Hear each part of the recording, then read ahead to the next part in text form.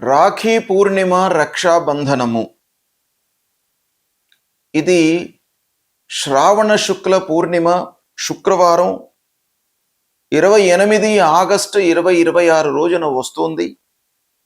రాఖీ పూర్ణిమకు అత్యంత ప్రాధాన్యత ఉంది మన శాస్త్రం లోపల.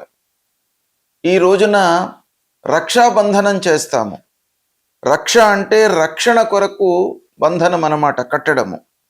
మనకు పురాణాలలో ఇంద్రుడు ఇంద్రాణి, శ్రీకృష్ణుడు ద్రౌపది, యముడు యమునాదేవి, సోదరి సోదరుల మధ్యన ఒక రక్షణ కొరకై ఈ బంధనము, రక్షాబంధనము కట్టడం అనేటువంటిది మనకు శాస్త్ర విహితంగా ఉంది.